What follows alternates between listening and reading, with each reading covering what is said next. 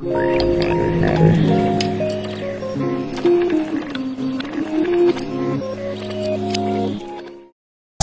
let my intuition speak. Get misguided, but I always end up where I'm supposed to be. Put my faith and trust in God and do my part, so we gon' see. In a broken heart, they never give me pain. My nigga caught me by surprise. I can see you hate me through your eyes. I already know the truth about this shit, so tell me lies. Try to do the damn impossible. When I was a teenager, I asked my pastor, "Is masturbation a sin?" How you do that? No, okay, so listen. Gonna tell me lies, tell me lies. Go ahead, gonna tell me lies. I'm surprised. Go ahead, gonna tell me lies, tell me lies. Hi everyone, welcome to a new episode of Let's Be Honest. I appreciate seeing you on this Sunday fun day. Without further ado, let's tap into this episode quote. Faith opens your life to God and allows you to receive every good thing that comes from Him. Vincent Young. So today's conversation is all about faith. Personally, I am very, very excited to tap into the topic. For one, it is a huge part of my being. And secondly, it's an everyday conversation for me. Growing up, I've always believed in God, but it took me into my adult life to realize that I didn't really know God. I only knew of Him. I had to sift through what I deemed as my mistakes to be able to work to become the person that I am, not just publicly, but privately. Growing up, I've attended religion-based schools, I praise dance, I went to church, but on the other end of growing up, things like psychics and tarot cards were a normal thing to me. My grandmother, who actually taught me how to pray, was speaking to a psychic over the phone weekly up until she passed, so that spiritual realm of things was not taboo to me, and I am not afraid to say that it very much so fascinated me. I had to hit rock bottom spiritually one more time just to say that I was going to seek differently. But instead of just praying, I looked into things like chakras and crystals. And I was already familiar with smudging, but things of that nature. I started doing chakra meditations, and when I would do the meditations, I would feel great, positive, motivated. But come the next morning, I would notice almost this dark cloud over me. I would get the feeling of being very, very agitated and depressed. But I told myself that meant that things were working. I was just bringing things up to the surface that needed to be addressed. So I kept doing them. And the same thing kept happening. At this point, it didn't feel like it was working anymore. It felt like my spirit was disturbed. Something told me to stop and ask God. And what I believe was one of my answers, I was scrolling through one day and I saw a post that read, "God don't need no matches. He is fire all by himself. Hashtag Sage could never." At that point, everything just kind of clicked for me. Here I was saying I believed in God. I believed that He can do anything and everything for me. But yet, here I was asking the universe to help me out because I didn't like the answers that I was getting, or the answers weren't coming quick enough. It took me realizing that I was going about faith in all the wrong ways to try to backpedal and go about them in all the right ones. And the peace that I've acquired by doing so, words really, really couldn't justify it. I want to stop there because I want to make it very, very clear. I am no saint. I am not perfect. I don't want to be. I never will be. What I'm saying is not the end all to be all. And I'm also not saying that if you smudge, use crystals, consult psychics, that you are wrong or a bad person. I'm not even telling you to stop. Whatever gets you through this life. I smudge, I use crystals, I consulted psychics, I watch my tarot card readings weekly for my sign, and I didn't stop doing these things because I didn't enjoy them. I realized that I was doing these things all rooted in hope that there was an answer to my problems, hope that there was an end date to my problems, and I was willing to go extreme measures to do so. But for me, I was not going about them in the right way. And it is up to me and God to rectify it and figure out how to move forward. I want to say to the young people of this generation, know that it is perfectly okay to be all about God and be open about it. I admire that quality about you, and I know that there are people looking and seeking God through you. I wish I would have knew sooner, but I hope that you find a community as I'm seeking to do so, that are like-minded people that will bring you stronger into your faith and lift God's praises even higher. Stay true. You will always get blessed for it. But stay tuned. I have more to this conversation in the Truth Bowl, so just hang tight. Always searching for a deeper meaning, time won't let me be. I ain't tripping, baby, no, I'm doing me. Call me by surprise, I can see you hate me through your eyes. I already know the truth about this shit, so tell me lies. Try to do the damn impossible, don't know how hard I try. So you can keep the fake apologies and love, this is goodbye. You're so typical, why you gotta make this shit so difficult? Try to give you space, but even that can't get me closer. Yo, I never be the same, I'm unpredictable, I know it's true. Praying every day, but I've been fighting just to get me through. Trying to find some Alright, well, I want to definitely thank you guys for being here. I know that faith is a very private conversation. I'm not here to air y'all dirty laundry and not like that. That's not, but I do want to make it clear that this is a space of an open space for respect and open communication. So I am going to introduce you, starting with Donald. We have Malika and New, all my PKs today. So we all know the rules of the Truth Bowl. We all just going to take turns answering the questions here. With this Truth Bowl, if for any reason you do not want to answer the questions, you do not have to. Okay? I'm gonna. All right. It's really nothing crazy, but you just don't know what somebody else's crazy is. So. Okay. All right. So we're gonna set the timer for 15 minutes. It's on. Thanks, Doc. You know why you did this to me before? Start with me. Why do I have to get this question? What does it say? What's your take on masturbation / porn in regards of it being a sin?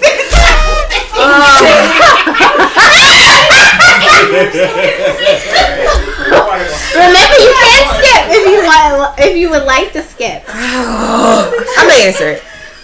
Here's the thing: you're not supposed to have sex before marriage. Right. With the whole godly thing. However, in my mind, you're doing it with yourself if it's masturbation, but you're not supposed to, because you're not supposed to feel any sensation before you have your actual loved one. I think it's more about the lust part of it.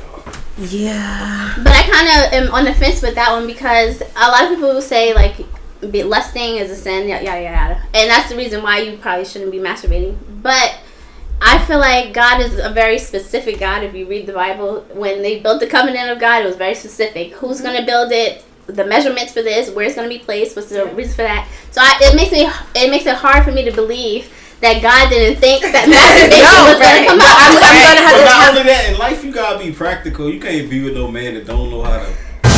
Right. You right. Together. Okay. Right. I will say, when I was a teenager, I asked my pastor, "Is masturbation a sin?" How you do that? No. Okay. So listen.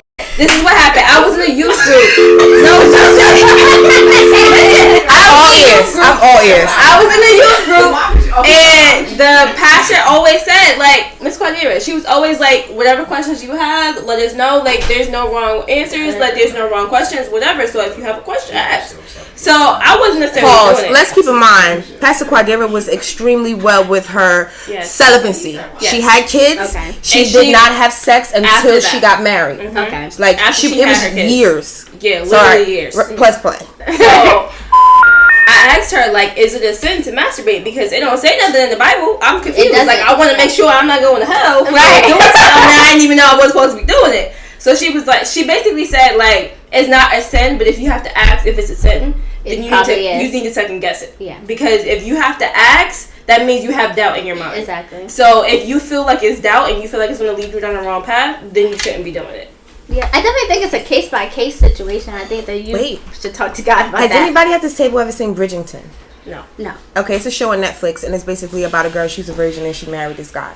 I know that it's just a TV show. However, it was basically, she was a virgin. She was brought up to be a virgin. She had no knowledge of sex. So when her husband was playing mind games, basically saying that, I don't want any kids, he never came inside of her. So she was basically saying, why am I not getting pregnant? I want to get pregnant. But she didn't know. She had to ask the maid, how do you get pregnant? And the maid was like, what are you talking about? So she was like, no, I want to know everything.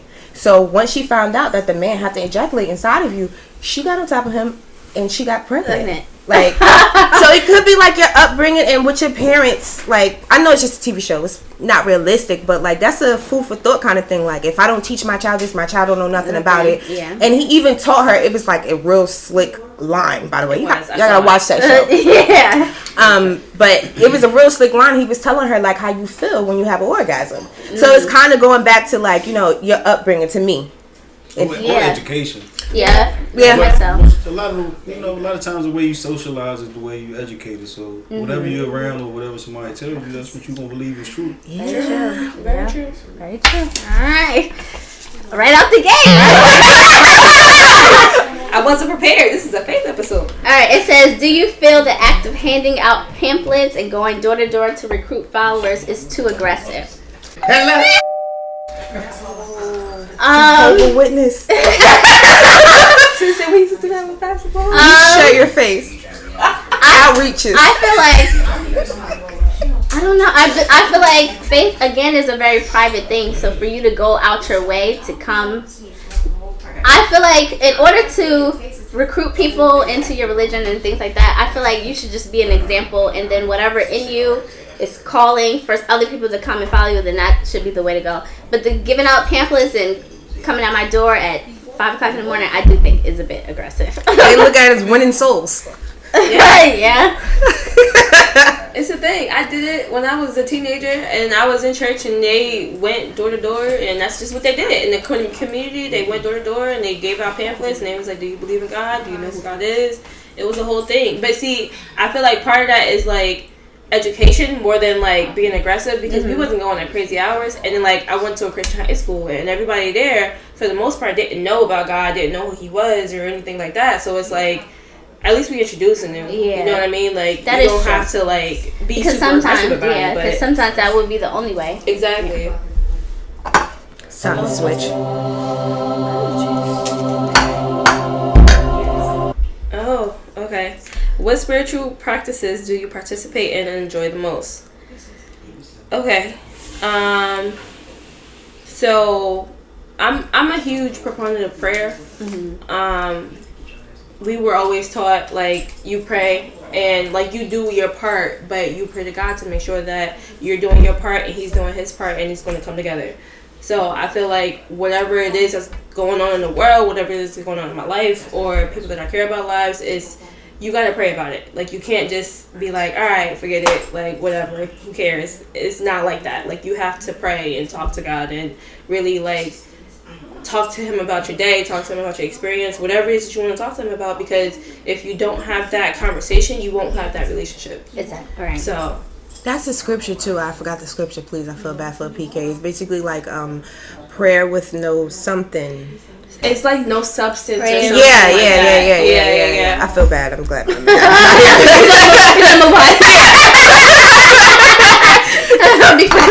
We start quizzing. I was in a Bible quiz team. I was as a teenager. Jesus Christ. If you were, or as a preacher's kid, did you want to follow in the same footsteps? I'm gonna go with no.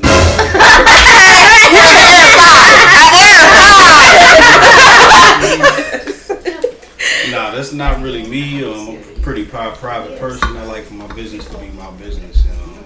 That's it. Yeah, I do feel like when you're in that position, you kind of in a fishbowl, and you opening yourself You for really people's are. opinions Yep. of you and figure what you out should be everything. doing. Right, all in your business. Don't wear stockings for one Saturday, and all of a sudden it's over. Like, And meanwhile, they kids be the worst kids. Oh my god! and you got the mother coming to you like, sweetie, I want to talk to you. Are you got on jeans? Mind your business. You know you ain't supposed to wear jeans.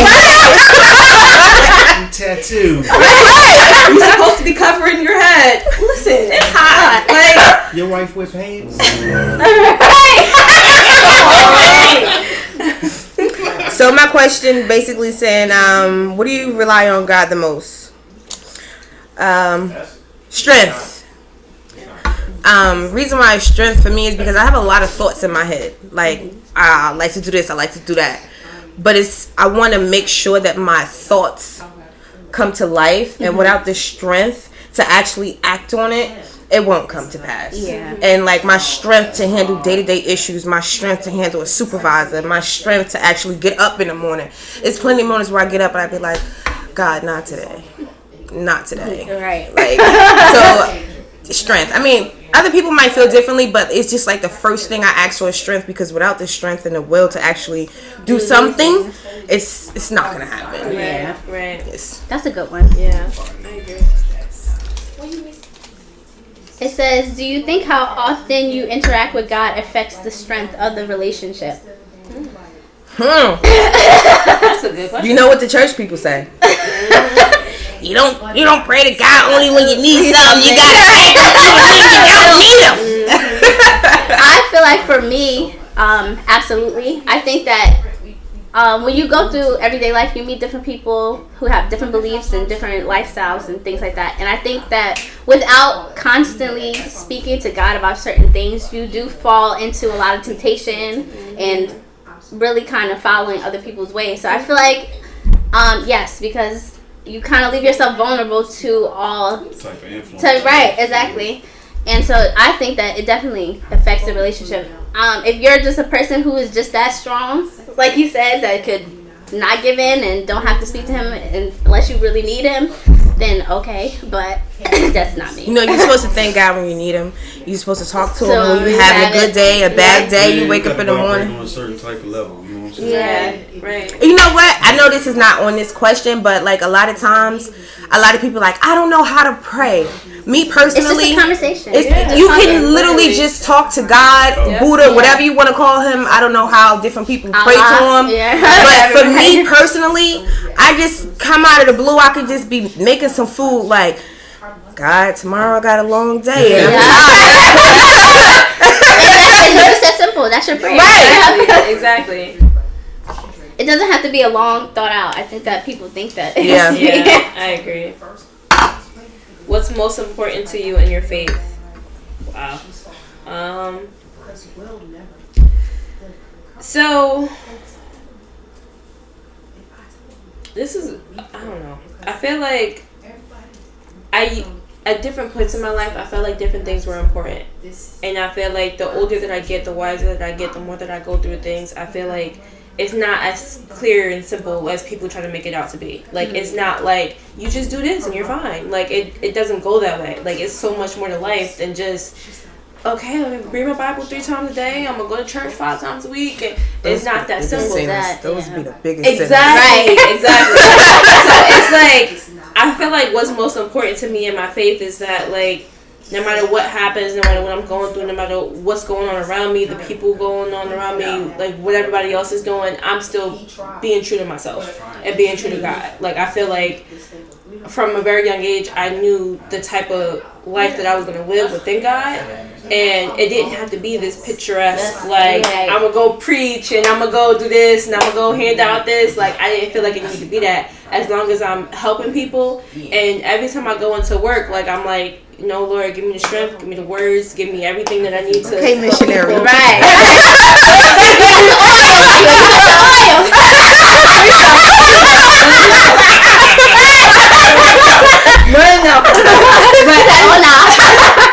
I just feel like especially like in my field, you can't just walk by yourself. God gotta be holding your hand. Definitely. And like you go and take on a whole bunch of stuff that don't got nothing to do with you if you go like that. Right. So you gotta hold his hand all day, and I feel like that's what's the most important to me, to make sure that I'm still in step with God. My turn. Yeah. Yeah. All right. In regards to faith, do you think some mistakes are unforgivable?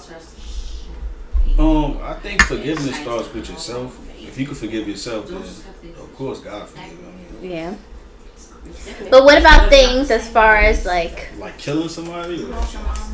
Yeah. You still gotta forgive yourself first. Yeah. Because you'll walk around with guilt. I mean, you gotta try to make amends, but you could never make amends. But you still gotta live. You know what I'm saying? You don't die. Still right. I'm just dead. You gotta forgive yourself, you know what I'm saying? And through forgiving yourself, hopefully other people forgive you too. Yeah. You gotta feel like you have some type of purpose, you know what I'm saying? Right. Yeah. Gotta be something to live for, work for. Yeah, definitely. I agree. Have you ever been angry or turned off to God? I'm gonna share something really personal that I don't share with people. Ooh. I mean, a few people know, but not a lot of people. I was homeless and I was living in my car. And it was like, I turned to my mother, nothing. And on the inside, it was like, how can my mother be this preachy type of person and she take care of other people's kids? But when it comes to her own kids, I'm left out to shits. And I just feel like, why? What did I do? I know I'm disrespectful, but at the same time, I'm a child. Right. I'm 16, 17 years old. And my mother could sit here and connect with other people. Not talking bad about my mother. We have our issues, but I'm not talking bad. But that's your experience. It's my experience. And I just feel like she deals with youth. That's one of her things that she do. And on the inside, it hurts. So, yes, I'm angry. Mm-hmm. Even to this day, my mother still deal with youth. And it's like, you let your child sleep in the car. Right. Understandable. It's been times where, before that, where, like, I was put out. It's stuff like that. And I have other siblings, and it was been the same thing. So it's not just me. Not saying my mother is a problem. However, at the same time, it's just like they go through what they go through, whatever the reason they had. That's them. But with me, it's like I'm suffering. Why would you put me in this predicament? I'm angry. I'm mad. I'm hurt. I'm everything. And I just was mad at God. But at the same time, it's like you gonna sit here and be mad for how long? Do something to uplift yourself. Exactly. I've been through now. How I feel is like I look back and I feel like right now I don't have everything that I want. I still feel like I can do better, but sometimes I sit back and I think like, you ain't there. You're not living out your Honda Accord. Exactly. And it's cold as hell. You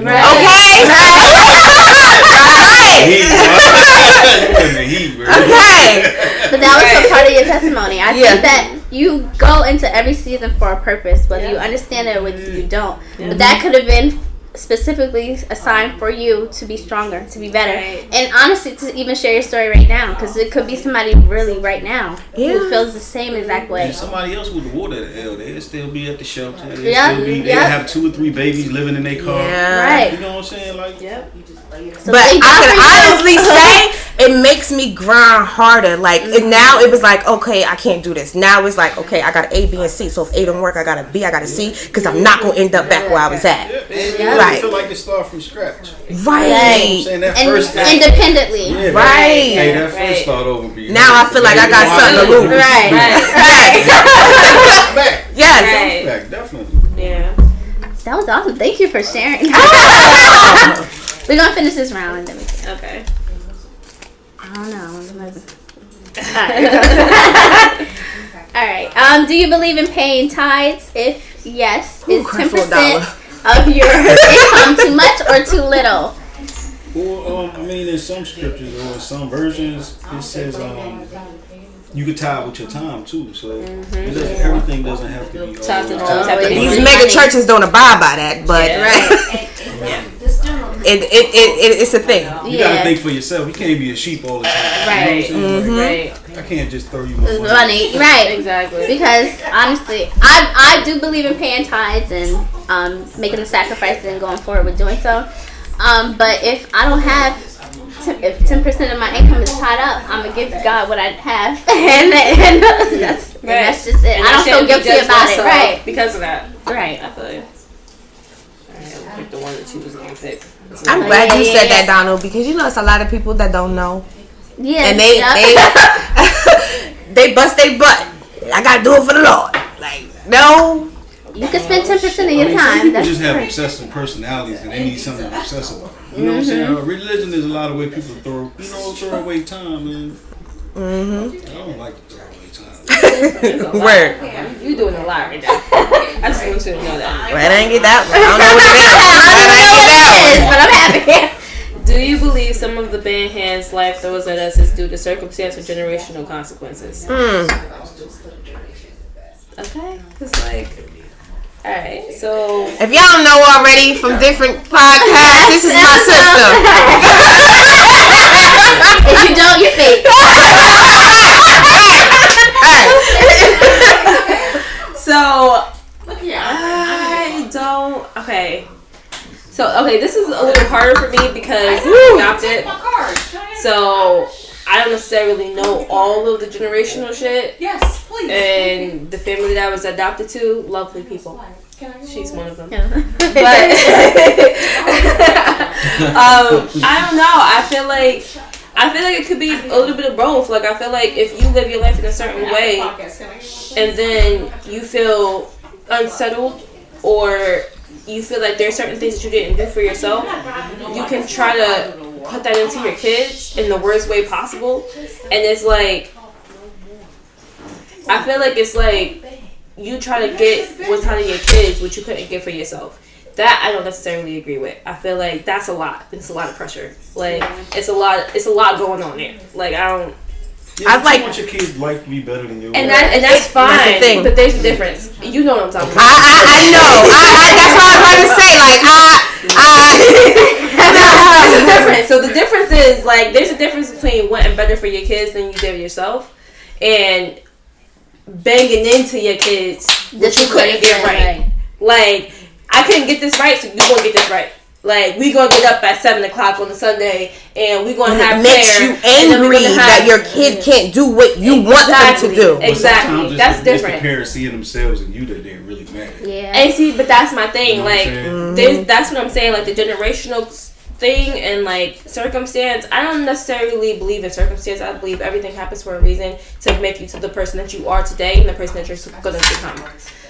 With that being said, I feel like sometimes parents can almost be to a detriment to their children and they don't even know it because they want the best for them so bad that they don't know how to get it because they didn't achieve it themselves, and it turns into a pressure and it turns into a thing that distances them. And the child feel like they can't live up to their parents' expectations. Exactly. It brings that child down emotionally. Exactly. And I'll say for myself, like, I don't know about my sister, but I'll say for myself, like, I had with church and religion and trying to figure all of that stuff out for myself, I had struggles because, like, my dad was a pastor, my mom was an evangelist, my grandmother was a pastor, she had her own church, and it was like, I'm expected to do all these things, and I'm like, because I'm expected to do it, and and my mom had to do it because she grew up in the church, and my grandmother didn't grow up in the church, but she wanted her kids to do it so bad. It's like, I have this pressure now to be the best of everything. But I feel like that kind of taints the line of it. Exactly. I feel like you have to be called. You have to be called to do that. Go the other way. Exactly, and that's the way I'm saying. Like, They don't even know. I bet you if you take a poll of PK kids, how many is going to the negative to the positive, you're going to get all the PK kids like, I smoke weed. Right. Yeah, I started smoking. I started drinking. Like, what up with it? Like, and I feel like that's something you have to be called to do. exactly. And the situation is like, you get what we grew up on. It's like, so the I'm not about to start speaking of no, I can't. My question is, am I spiritual or religious? I think I'm spiritual. I don't necessarily adhere to one religion anymore. I was raised a certain type of way, but if it feel right, it's for you. Right. You know what I'm saying? If it don't feel right, it's not for you. Right. I don't judge people. I know people that's been raised in this and raised in that, but when you an adult, you're free to choose. Why not choose something that feels right for you? Very true. Yeah. And there's a lot of other religions, and there's a reason to this. Right. I just want to let y'all know some things that my father told me. Don't judge a person because they sin differently. You might have sex. They might smoke weed. Y'all still sinning. Right. As a unit. Y'all still sinning. Right? And how I feel like I don't care if you worshiping Allah, Buddha, whoever you want to worship, as long as it brings down you and your hyperly active spirit going crazy, as long as it makes you humble. Listen, you do whatever you want to do. Right, whatever gets you through this. Whatever you got going on that's going to get us to the same place at the end of the day. Right. By all means, Exactly. do what you want to do. It don't matter who said. Exactly. All right, well, that ends the Truth Bowl. That was fun. We are going to keep it classy. We're going to do a toast o'clock. Okay, we keep it classy for Jesus. So what we toasting to? You know, he made it from water to wine. I don't have nothing. Thank you. All right. All Alright, what we toasting to? The Lord!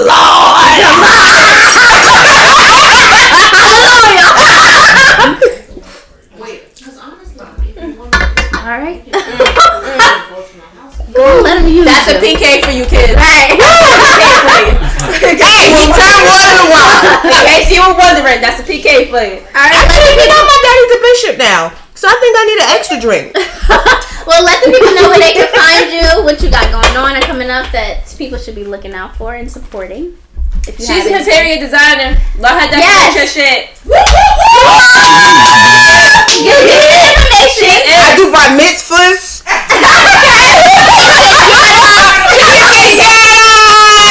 She do parties. She do all of And it. she do your house, your backyard, your Anything.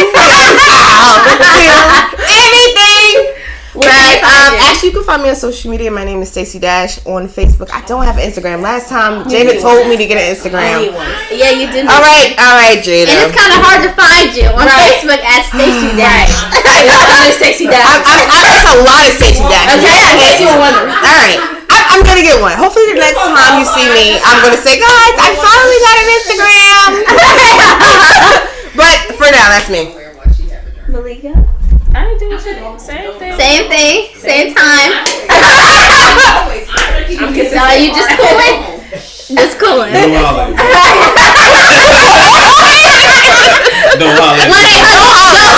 Don't call him. I want you, I'll come get you. Don't holler at me.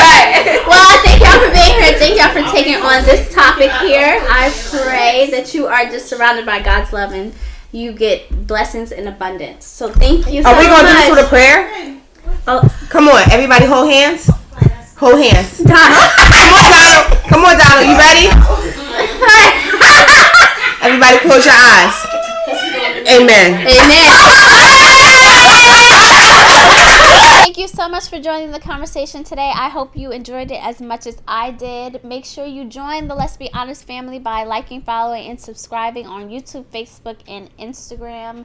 As always, it's been real and fingers crossed. I will see you next time. Bye.